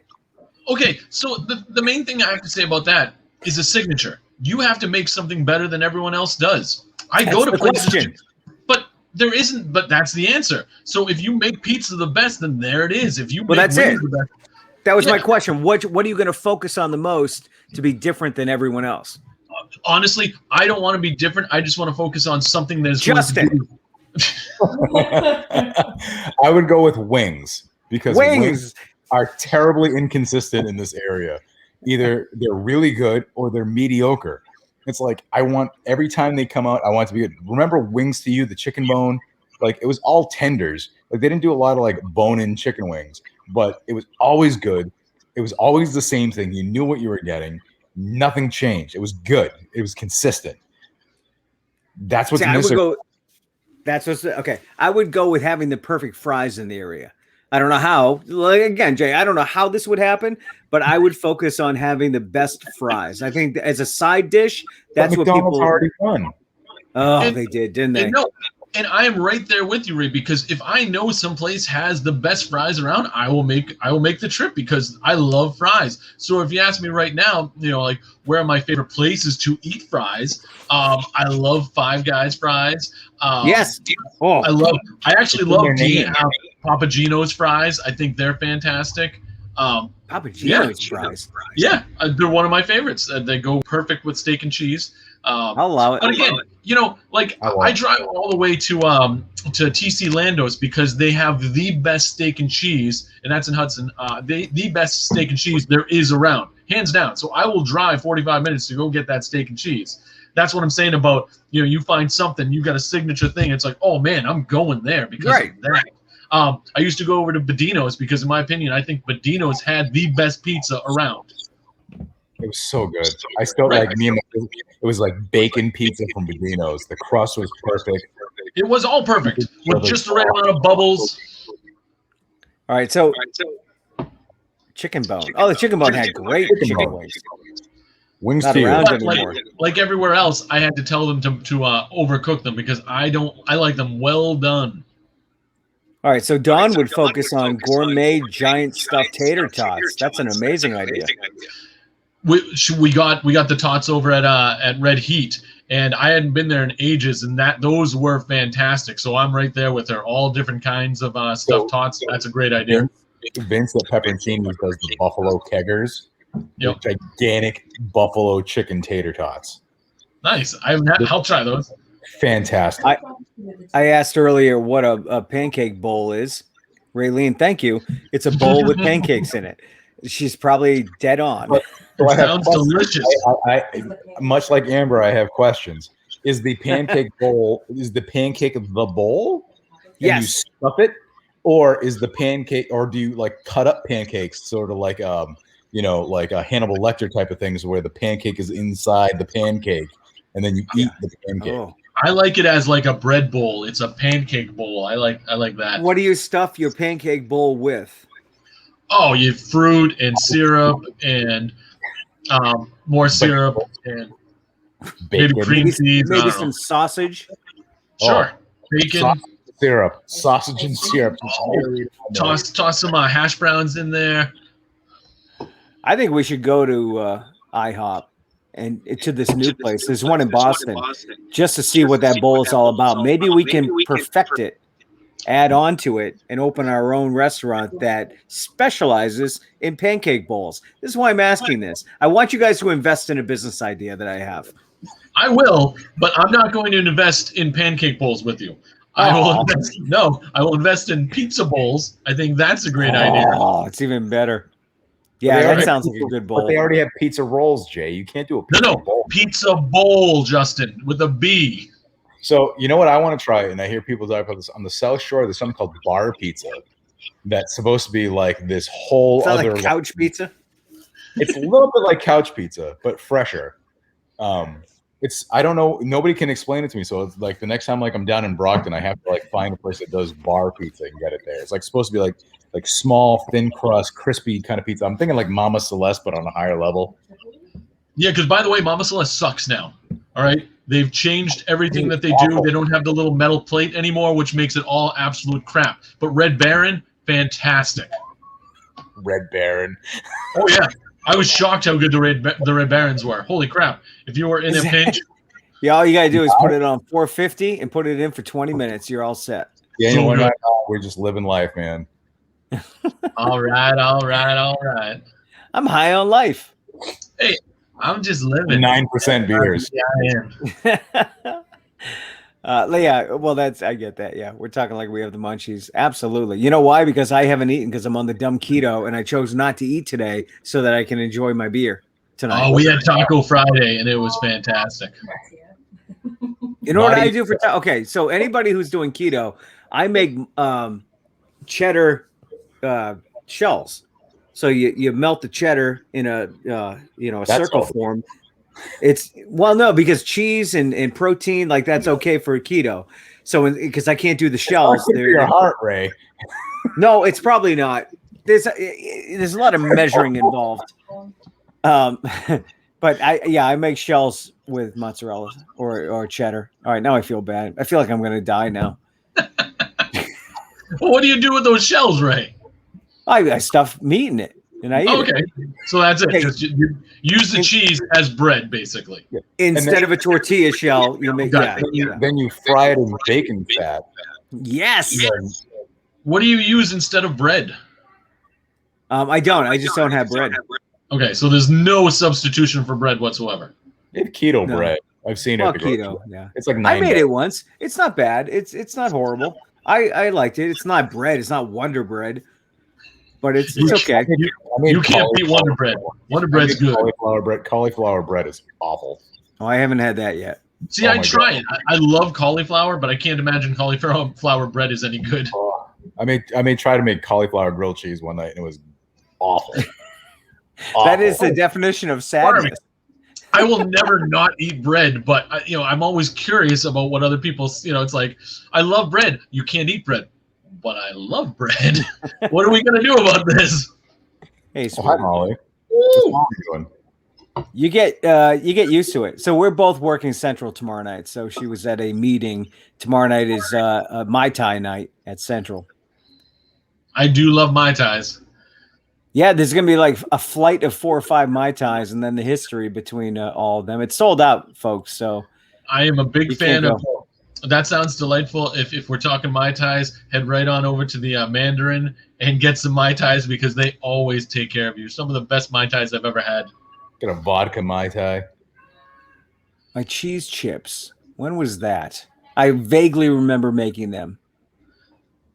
I think I did that early on with the keto. But they are good. All right, I'm trying a new one. I don't know if you tried this one or not, Justin. It's called Tell Me I Can't from Bentwater. Ooh, I've not heard that one. Bentwater's come up with a bunch of new ones. Well, I don't know if they've come up with new ones, but there's a bunch of new ones that have shown up at Larry's. Single IPA, 6.5. So that's crushable. Oh, yes. Lately, if it says like 5 point something, I'm like, I kind of want to bump it up to 6.5 every time. If you're gonna do 5, you might as well do 6. And then if you're gonna do 6, you might as well do 10. Then you might as well be doing tequila shots. Oh, that's tasty. I like that. Tasty. It's crisp. It's refreshing. And it's like what would you put? Is that more of a juicy IPA or no? It's So what's the opposite of juicy? Not juicy. Right. So it's not a juicy IPA. But it's not a super hoppy one either. It's not like I would call it right in the middle. I would not give it okay, sluice juice. That's so far from Bentwater my absolute favorite. Sluice juice is my favorite. I would put this about 2 beers below sluice juice. Okay. It's good. You know why they named it sluice juice? Sluice juice one more time. Yeah. Sluice juice. Those guys are assholes for naming it sluice juice because nobody can pronounce it after 2. As long as I get into my accent, I can say sluice juice all I want. But if I get out of the sluice juice accent, then I'm like sluice juice. You sound like you're from New Jersey when you say it. Sluice juice. It's the sluice juice. But you just got to make sure you're ready for it. Sluice juice. Yeah. That's the worst name of a beer ever. Right? But they did no, that tell me I can't. This is good. I enjoyed it. Bentwater. I love the name. I will have to go away tomorrow. All right. So at the quick thing though, I went to the flea market last week. I usually talk about my flea market finds on Chicken Chat, but we took last week off. But I found a fortune of stuff at the flea market. I'm sure you guys saw this. But one of the things I didn't even show that I got was this signed and framed Laura Branigan yeah. album. This is it's a promo signed to Dave from Laura Branigan, and it's got all the info right there. I mean it's literally like professionally framed kind of thing. Yeah. And it's to Dave, so that you know that it's legit. So if there's a Dave out there that loves Laura Branigan, please get in touch with me, and you can literally have this. You let me know, and I'll bring it down to Rubber Chicken Comics. You can stop by, and you can have this, because I don't even know who Laura Branigan is, but this was part of the deal. Well, I don't know. Who is she? I have no idea who she is. Oh, my God. She did Gloria from the 80s. Gloria. Okay. Gloria. Dun, dun, dun, dun. Yeah, that's a big. She was big. Okay. I'm looking at this. You take my self-control. See, it is not on this album. What's on that one? Let's see. They got Solitaire. Yes, that's a big one. Deep in the Dark. Yeah. Close Enough. Lucky. Squeeze Box. Playing with herself, Ray. How am I supposed to live without love? I'm not the only one. Mama, find me, and don't show your love. Don't you Mama, dare is show it that. Mama Find Me, or I couldn't No, find Mama. Love Mama? Mama, and then there's another song called Find Me. Oh, okay. Yeah, that's big. She's big. She's a big 80s chick. Here's some other stuff that I didn't show you that was part of that deal. I got the Cars. I got the Cars. This is all part of it. The guy's like, give me $20 for everything. I'm like, holy crap. I got the Cars. Billy Squier. But are those are original press, right? Those aren't like 92 re-releases, right? No, these are all original. Stones. Wow. The Who, Quadrophenia. Check this out. Ice-T, man. An Ice-T single. Wow. 2 Ice-T singles, man. Look at that. What else we got? We got Blue Oyster Cult. I mean, you always love Blue Oyster Cult. Chicago. You know, there's one Chicago song I like. That's it. There's more. Bad Company. All There's good. not. And then, was it like, I know this name, but I've never heard him. Canned Heat. I know the name, but I know the name, but yeah, whenever they talk about classic rock, that band comes up. I don't know what they're saying. Elvis, Aloha Via the Satellite. I mean, I love Elvis, so this sounds like a great idea to me. He's on a satellite, for God's sakes. Now, part of this deal just cracked me up, though, too, because, of course, as always, there's a Frampton comes alive. But then, and here's the money, man. Dawkins, Back for the Attack. Kiss, Rock and Roll Over. Oh, that's a good one. Kiss Alive. Wait, that one's in mint condition. Night Songs. Wow. David Lee Roth, Eat 'em Up and Smile. David Lee Roth, what was it? Crazy from the Heat. Twisted Sister, Stay Hungry, and Sgt. Pepper. Now that whole stack, plus the Laura Branigan signed Sluice Juice, for $20. I'm like, how much for the records? Thinking, $5 a piece, because he's got good stuff. And I'm like, oh, please say $5, because there's a bunch I want. He's like, why don't you just buy them all? I'm like, what do you want for all of them? He's like, $20. I'm like, here's $20. Thank you very kindly. That's $100 all day long. Right? And then I found CDs too. I found CDs. I found Kiss Double Platinum, Scorpions, The Crew. I had to get this, Ray, because last week. Here's Cleo. Oh, Letters to Cleo. Oh, yeah, Right? she was awesome, too. What are the odds that I find a Letters to Cleo CD? Jane's Addiction, Strays, don't have that one. Ramones, The Best Of, Rat, multiple Megadeth, Garage Incorporated. Hey, that's not yeah, awesome CD. Joan Jett and the Blackhearts, Page and Plant. Page and Plant. Queensryche, Empire, and Mr. Big. And by the way, it baffles me how many awesome songs Mr. Big actually has. There's some really good 80s stuff that Mr. Big does. People Not only as good as remember the Firehouse, but ballad. still. What's that?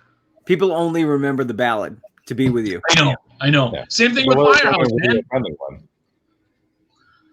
Addicted Firehouse. to That Rush is a great song. Hmm. Firehouse, yeah, Love of a Lifetime. They're Right. only known for that, but they've got a So ton many of great good songs. tunes. Holy crap, I can't believe how many good tunes. Same thing with, was it Kicks? So many good tunes. Jay, I will give you $2.50 for the Laura Branigan. My name is not Dave, but I will take that. You can have it. Really? I don't mind paying you $2.50.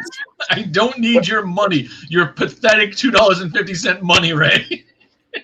No, Ray, I think you should save your money because you spent $4 on a set of headphones that is absolutely worthless. No. These are amazing. And you know why they're amazing? Because of the what? No, they are not amazing.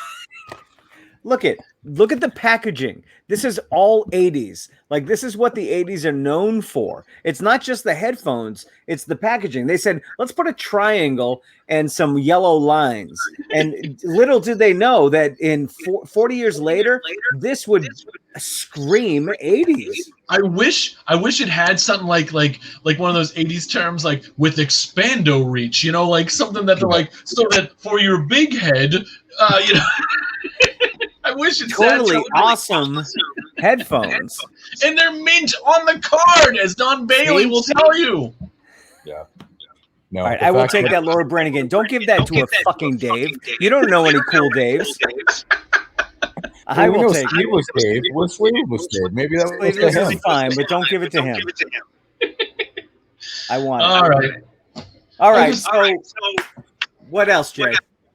That was my highlight. I mean, come on. Oh, the only other thing I got was I got Mark Slaughter's new vinyl as well. It's actually pretty good.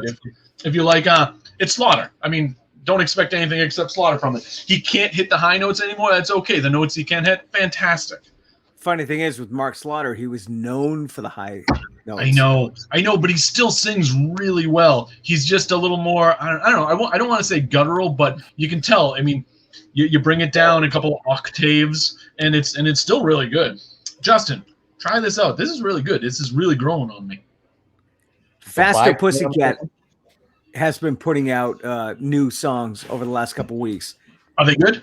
They're good, but again, they had a certain sound in the 80s.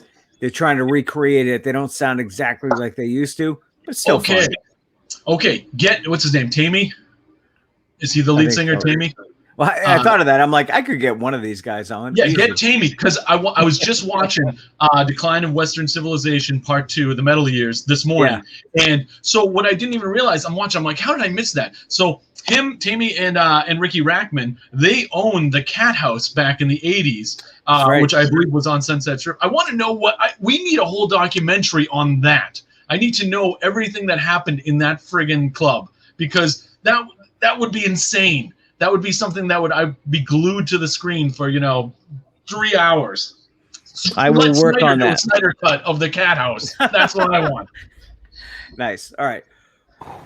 I'm going to do that at the end of every show now. That's my bacon candle. We're done. All right. Hey guys, thank you. That was fun as always. Thank you. You were the reason why this is the happy hour-ish, because it always goes over an hour. I think there's a lot to take out of this. Pancake bowls, whatever that was. Pizza bowls, Ray. Pizza bowls.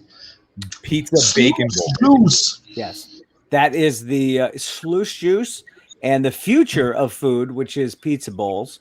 Yes, you heard it here first. And we learned a little bit about Laura Branigan. So, bye, guys.